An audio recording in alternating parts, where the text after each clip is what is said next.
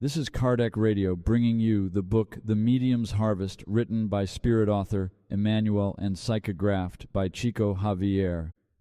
This partial audio recording will cover Chapter 18, titled Obsession and Jesus. Enjoy. Chapter 18, Obsession and Jesus.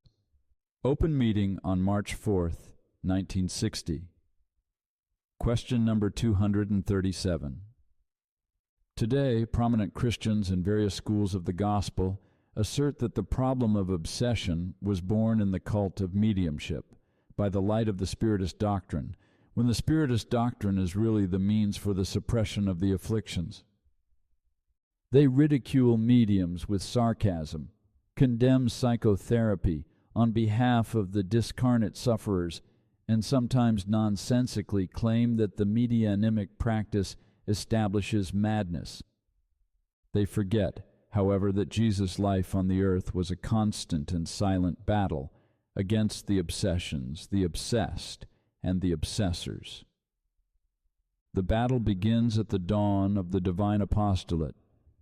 After the resplendent consecration in the manger, the Master encounters the first great obsessed in the person of Herod, who decrees the extermination of the youth, with the aim of annihilating him.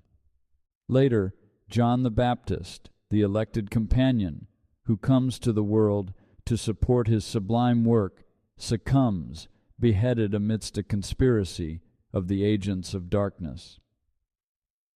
Cruel obsessors do not hesitate to seek for him in the prayers of the desert, appraising his innermost values.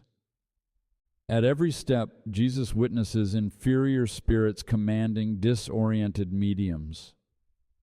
The testimony of the apostles is exceedingly unequivocal. Matthew reports that the Gerasene obsessed became ferocious. Mark refers to the obsessed of Capernaum, from whom a wretched obsessor leaves crying loudly against the Lord. Luke narrates the incident in which Jesus heals a young lunatic, from whom the invisible persecutor moves away after having thrown him on the floor in epileptic convulsions. And John reports of positively obsessed Israelites who stone Christ without reason on the so-called Feast of Dedication. And among those who share the road with him, diverse obsessions and psychoses arise.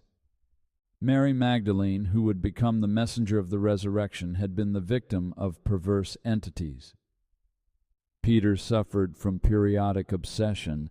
Judas was blinded in fulminating obsession.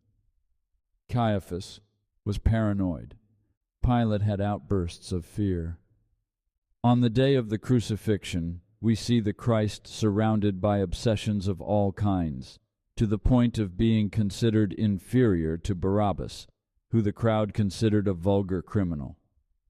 And finally, as if he deliberately desired to bequeath to us a precious lesson in charity towards the mentally alienated who swarm in the world, whether avowed or not, the divine friend prefers to leave earth in the intimacy of two thieves which science today would classify as pertinacious kleptomaniacs.